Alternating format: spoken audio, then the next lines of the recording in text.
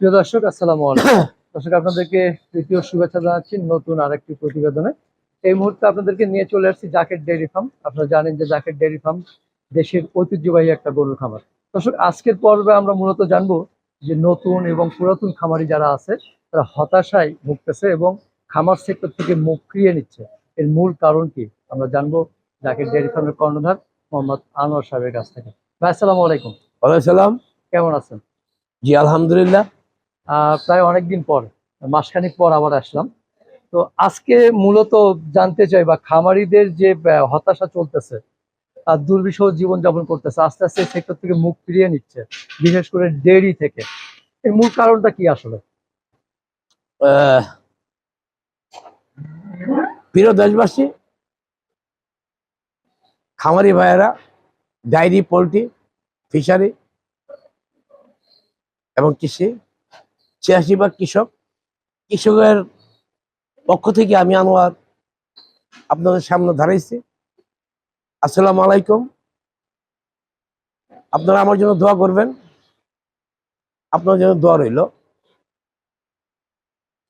আমার সাংবাদিক ভাই এমন একটা প্রশ্ন করেছে, যেই প্রশ্নটা দীর্ঘদিন ধরে অনেকবার বলেছি, আজকে সেই প্রশ্নটা করেছে, তাই বলবো, প্রিয় খামারি ভাইয়েরা, আমরা যে এমন একটা দেশে জন্ম নিয়েছি, যে দেশটার মধ্যে খেটে খাওয়া মানুষের কোনো দাম নাই, যেই দেশে প্রতিভার কোনো মূল্য নাই, যেই দেশে শিক্ষার কোনো দাম নাই, যেই দেশে সমাজের এই সমাজে যারা ভালো মানুষ বসবাস করে তাদের কোনো মূল্য নাই, সেই দেশে দাঁড়িয়ে আমি আমার সাংবাদিক ভাইয়ের প্রশ্নের উত্তরটা কিভাবে দেব ভাবছি। তবু বলতে হবে, আমার যতটুকু মনে পড়ে, আমার চোখে হৃদয় যাত্রাগুলো আঘাত করে, যে সেক্টরগুলো নিয়ে কথা বলতেই হয়। আজকে কিভাবে আমরা অবহেলিত এইভাবে যে সমাজে যারা ভালো লোক আছে, যারা খেটে খাওয়া মানুষ, আসলে তারা কিছু পাচ্ছে না। আমরা যারা কি ডায়েরি সেক্টরে আছি, পোল্ট্রি, ফিশারি, কৃষি, আমরা শুধু খেটেই গেলাম, মজা মল্ল ফজা ভাই। আমাদের বুকের তাজা রক্ত দিয়ে সংসদ, যেই সংসদে 14টি বৎসর এই ডায়েরি সেক্টর নিয়ে কোনোদিন কেউ মাথা ঘামায় না, শুধু বলে দিয়ে গেছে স্বৈরাচার সরকার,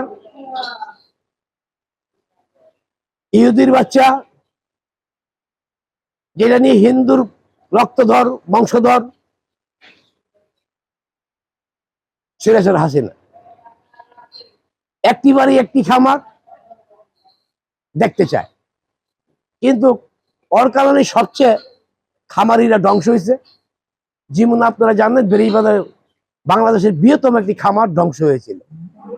আমি সেই ডায়েরি ফার্মের কর্ণধার, আমি সেই আনোয়ার, সেই ডায়েরি ফার্মের সাইনবোর্ডটা এখনো ধরে আছে। এমনি ভাবে অনেক খামার ধ্বংস হয়েছে, অনেক মানুষ বাড়ি ছাড়া হয়েছে, অনেক সম্পদ, অনেক অনেক অনেক মনে করা প্রতিষ্ঠান ধ্বংস হয়েছে। এর মধ্যে আমিও বাগে পড়ে গেছিলাম। আজকে দেখেন তো, তাকে গ্রাম পল্লী সব জায়গায় বাড়ি দখল, প্রতিষ্ঠান দখল, জমি দখল, সবকিছু প্রতিষ্ঠান দখল, চাঁদা চাঁদা চাঁদা চাঁদা, হাইরে চাঁদা, হাইরে স্বৈরাচারের বংশধররা। তোরা যে চাঁদার জন্য পাগল, আমরা খেতে ভাত পাই না, যে দেশে আমরা খাইতে ভাত পাই না, যে দেশে আমরা খাটতে খাটতে আমরা আমাদের আহার পোলা পাই নিজেদের খাইতে পারছি না, সেই দেশে শুধু বেশিরভাগ সিংহভাগ মানুষ এখন শুধু ফাও, মানুষের জমি দখল, বাড়ি দখল, খালি দখল আর দখল, চাঁদাবাজি আর চাঁদাবাজি করে খাইতে চায়। যতক্ষণ পর্যন্ত যেই সরকারই আসুক না কেন এই দেশে, আমি বলবো না এই সরকার ভালো, এই সরকার খারাপ, এই সরকার খারাপ, এটা বলবো না, বলতে চাই না। কারণ মানুষের বিবেক আছে, বর্তমান মানুষের বিবেক সচেতন। আগে মানুষ ঘুরে ঘুরে খাওয়া বন্ধ করো, চাঁদা বন্ধ করো, দখলবাজি বাণিজ্য বন্ধ করো। মনে করা হচ্ছে এই যে নদী দখল, এই যে নদী দখল, মানুষের হাজার হাজার বিঘা সম্পত্তি মাটির নদী গর্ভে যাচ্ছে, দিয়ে যাতে কাটতে শেষ করছে, গিয়ে গৃহস্থের কপালে ঠাড়া পড়তেছে। ঠাড়া কিন্তু আল্লাহ ফেলা নেই, মানুষ ফেলাইতেছে। কিরে ভাই, চাঁদা বাজদের হারাম স্বর্গ এতই কি দূরত্ব, এতই শক্তি যে সরকার নিধন করতে পারতেছে না, কিভাবে পার করবে? ডিসি মহোদয় পারমিশন দিব, যে যে ক্ষমতা আছে সে মনে করে, যারা মনে করা আছে, যারা যারা মনে আমলা আছে, আমলারা ওদেরকে পাওয়ার কাগজ একটা দিয়ে দেয়। বাট কে কে পাবে? বড় বড় বড় বড় নেতারা, আমলারা, আর সন্ত্রাসী বাহিনী, লুটেরারা। আরে ভাই, লুট করে কই খাচ্ছিস? কৃষকের জমি যাচ্ছে নদী করবে, কৃষকের বাড়ি ঘর যাচ্ছে নদী করবে, কৃষকের বাড়ি দখল করছিস, কৃষকের ফার্ম দখল করছিস, কৃষকের পোল্ট্রি ফার্ম দখল করে নিচ্ছ, কৃষকের মনে করছো ফিশারি দখল করে নিচ্ছ। কিরে ভাই, যারা খেতে খেতে খাবে, যারা দেশ গড়ার কারিগর, যারা দেশ গড়বে, তাদেরকে লুটপাট কেন? তাদেরকে শান্ত করার ব্যবস্থা হোক। আসি আপনার মূল প্রশ্নে, মূল উত্তরে। ফার্ম যারা নতুন করে, তাদের আউলো পাতালি গরু কিনে জাগা অজগার থেকে, গরু চিনে না, এরা খালি খুঁজে বড় বড় গরু, মোটা মোটা গরু, এত বড় ওলান। আসলে গরুগুলো সে তারা বাছাই করতে পারে না, বাছাই করতে পারে না। আরেকটা ভাবে তারা ক্ষতিগ্রস্ত হয়। তারা ক্ষতিগ্রস্ত এইভাবে হয় যে ওই যে গরু বাছাই করতে পারলো না, যেগুলি খামার করার যোগ্য না, সেসব গরু খামার করে নিল, কিনা নিল। কিনা নিতে গিয়ে খামার গুলা মনে করছে গরুগুলা ঠিক মতো দুধ দেয় না, খাওয়ায় তারপর তো হচ্ছে না, দক্ষ কর্মচারী নিয়োগ দেয় নাই, নিজে বোঝে না, নিজে বুঝতে না পারে কর্মচারীরা চুষে খেয়ে ফেলছে, শেষ করে ফেলছে। স্যার আমি অমুক পারি, আমি হিমুক পারি, আমি ট্রিটমেন্ট পারি, আমি ওইটা পারি, সেটা পারি, সবাই পারে। কিন্তু দেখা গেল বেলা শেষে ওই কর্মচারীরা বুসি বেচে ফেলছে, ওই কর্মীরা দুধ বেচে চালাইতেছে, ওই কর্মচারীরা মনে করে ওষুধ বেচে চালাইতেছে। কিন্তু অথচ তার কিছুই করার নেই, সে তো বুঝে না। তাই একটা যে খামার করেন বুঝির না লোক লাগবে, অথবা নিজের একজন লোক লাগবে, সে যে সর্বক্ষণ এটা নির্ণয় করবে, দেখবে, দেখশুন করবে। তাইলে আশা করি একটু তারা ভালো থাকবে। এই জায়গায় আরেকটু প্রশ্ন করি, আপনি বলছেন যে একটি বাড়ি একটি খামার, এটাকে শুধু আসলে বিজনেস ছিল? আর একটা কথা যে এই যে আমরা নৈতিক যে অবক্ষয়, এই অবক্ষয়ের পেছনে খালি শুধু কি খামারই দায়ী নাকি সরকারের অবকাঠামো দায়ী আছে? ভাই আপনার প্রশ্ন কি মনে একটা প্রশ্ন করলেন, খামারিরা দায়ী কিভাবে? আমরা তো খেটে খাওয়া মানুষ, আমরা খেতে খেটে খাচ্ছি, আমরা দেশ গড়া কারিগর, আমরা দেশ থেকে গড়তে চাই। আসি আপনার এই প্রশ্নে। তাই নির্ণয় করতে পারে না, কর্মচারী নির্ণয় করতে পারে না, গরু ওষুধ সম্বন্ধে বোঝে না, গরু গড় সম্বন্ধে তুলনা, গড়টা কি মনে হবে, আর কিভাবে খাওয়ানটা দিতে হবে সেটা জানে না। তাই নতুন নতুন গরু পাইলা, গরু কিনা, এরা টিকছে না। তাদেরকে যদি খাবার করতে হয়, আমাদের মতো মানুষের সাথে পরামর্শ নিতে হবে। আমি বলছি না আমার তো ভালো মানুষের দেশে আছে, থাকতে পারে, তাদের কাছে পরামর্শ নেন, তাদের কাছে বুঝলেন, বসেন, বুঝা ফার্ম করেন, ইনশাল্লাহ আপনার ফার্মে ধ্বংস হবেন না।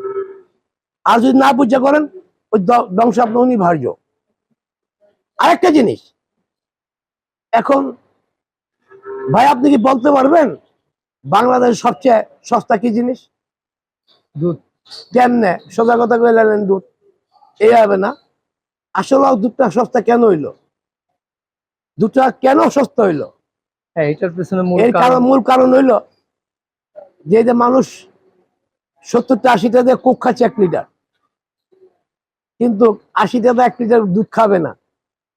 কারণ দুধ কি জিনিস সেটা মনে করছো বাঙালি বোঝে না, এবং ছাত্রছাত্রীরা বোঝে না, এবং মাস্টাররা কোনদিন বলে না তোমরা দুধ খাও, তোমরা ফল খাও, তোমরা ফাস্টফুড খাওয়া বন্ধ করো, তোমরা ওই চিপ টিপ আবি জাবি খাওয়া কোকটু খাওয়া বন্ধ করো। সেটা বাপ মা কয় না, মনে মাস্টাররাও কয় না। যাই শিশুরা কোক খাওয়া শিখে, চিপ খাওয়া শিখে, কথা বলছেন, দুধ খাওয়া শিখেন। তাই বলবো, বাপ মারে বলবো, শিশুদের মায়েরা, বাপেরা, আপনার শিশুকে দুধ খাওয়া শিখান, কোক পরিহার করুন। আপনার শিশুর জন্য আপনার কোক হারাম, চিপ টিপ আবি জাবি বাড়ার কিছু খাওয়া হারাম করে দেন, তো দেখবেন বালা আপনার শিশু দুধ খাবে, শিশু পুষ্টিকর হবে। তাইলে আপনার শিশুকে ভালো পুষ্টিকর খাবার দিয়ে মানুষ করতে পারবে। আপনার শিশু ভালো মেধা হবে, আপনার শিশু ভালো বডি হবে, খাটতে পারবে, চলতে পারবে, কর্ম করে খাইতে পারবে। শিশুগুলা শিখো, খালি সন্তান একের পর এক পয়দা করলে হবে না। এই সন্তানকে মানুষ করতে হবে, মানুষ করা শিখতে হবে আগে, এবং সমাজে এটা প্রচার করতে হবে আগে। দুধ কি জিনিস, দুধ যতক্ষণ পর্যন্ত না বুঝবেন ততক্ষণ পর্যন্ত আপনি খামারে লাভবান হবেন, বা দুধকে আপনার সন্তান লাভবান হবে, এই দেশ ডেভেলপ হবে কোনোদিনই না। গেল এই সেক্টর, একটা সেক্টর আসে, খাবারের দাম অত্যাধিক, খাবারের দাম অতিরিক্ত, খাবারের দাম কমাইতে হবে, ওষুধের দাম কমাইতে হবে। আপনারা বিদেশি ওষুধ, এটার মনে করেন ট্যাক্স ব্যাক একটু কমাইতে হবে, যেন আমরা কম দামে ওষুধটা পাই।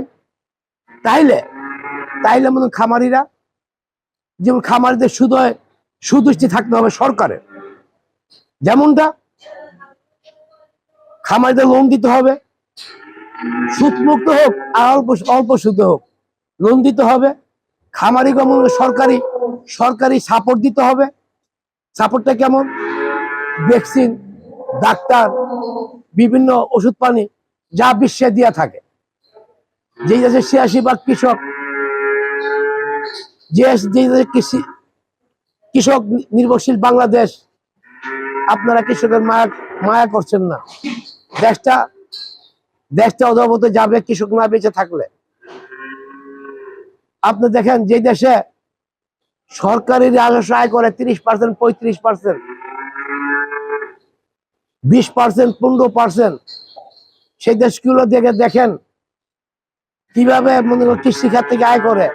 সরকারি ভর্তুকি, সরকারি সমস্ত সবকিছু, যারা ডাইরি সেক্টর নিয়ে কাজ করে, তারা এই দেশের, যারা ডাইরি সেক্টরের মালিক, একটা দেশের প্রধানমন্ত্রী বেশি, এমপির মধ্যে বেশি মূল্যায়ন।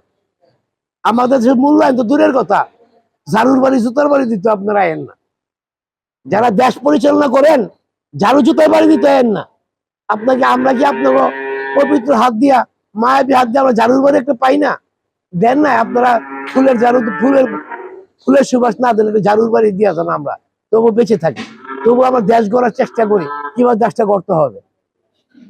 প্রিয় দেশবাসী, প্রিয় খামারি ভাইয়েরা, জেগে উঠুন কৃষক ভাইয়েরা, জেগে উঠুন ডায়েরি, পোল্ট্রি, ফিশারি এবং কৃষি, সবাই জেগে উঠুন। আমরা এক কথায় ধারাই, আমরা স্লোগান দেই, আমরা বাঁচতে চাই, শুধু আমরা খেটে যাব, মজা মারবো, ফজা পাই, এটা যেন রোধ হয়। আমরা রুখে দাঁড়াই, আমরা এক কাতারে আসি, দাঁড়াই, আমরা একটা স্লোগান দেই, একতার বল হই বলিয়ান, আকাশে উড়িব বিজয় নিশান। জি, এই বলে শেষ করছি। আসসালামু আলাইকুম। জি, আসসালামু আলাইকুম।